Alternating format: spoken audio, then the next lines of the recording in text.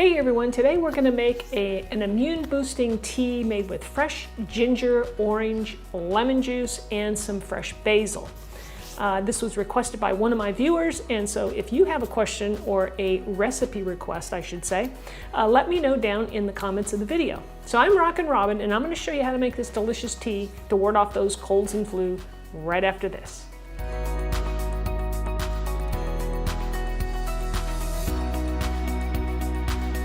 Before I show you how to make the tea, go ahead and hit that subscribe button and the notification bell, and that way you'll be notified every week when my new videos come out, and we're always cooking up something delicious and healthy.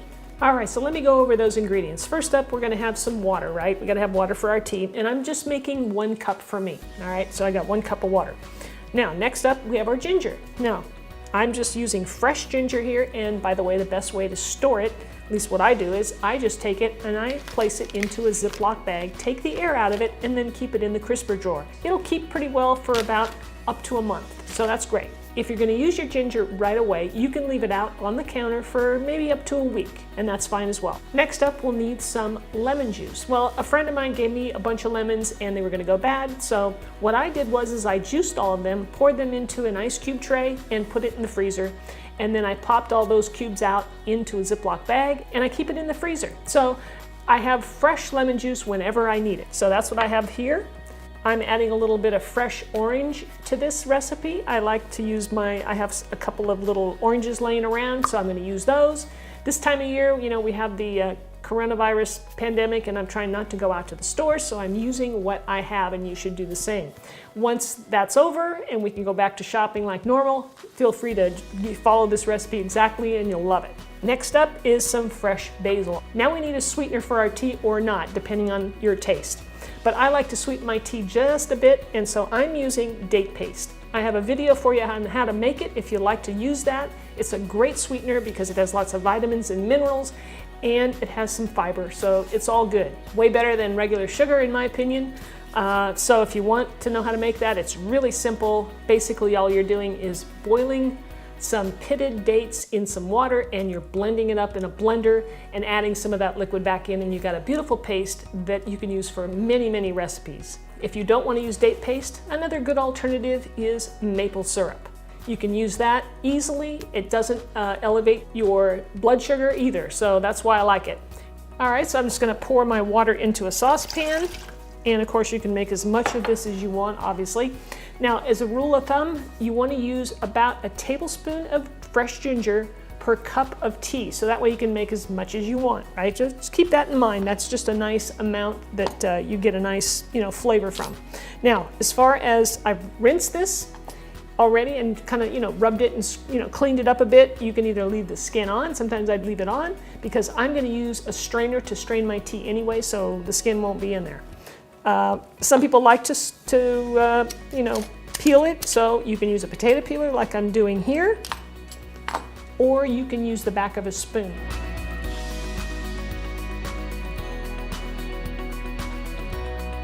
Then you want to slice your ginger as thinly as you can.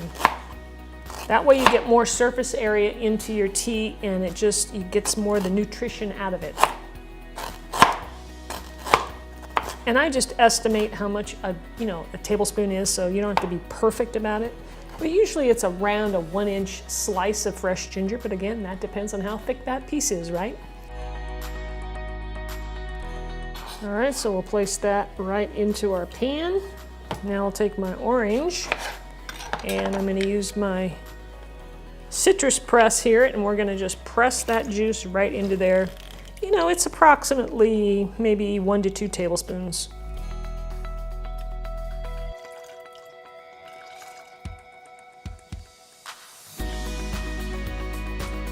Here's our lemon juice that is already melted.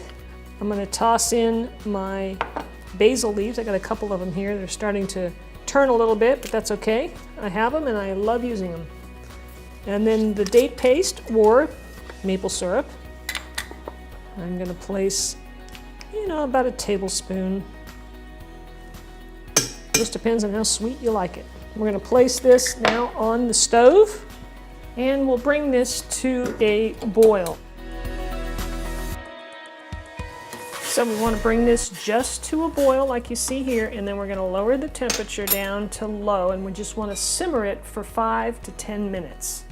Usually I just go 5, that seems to be enough for me.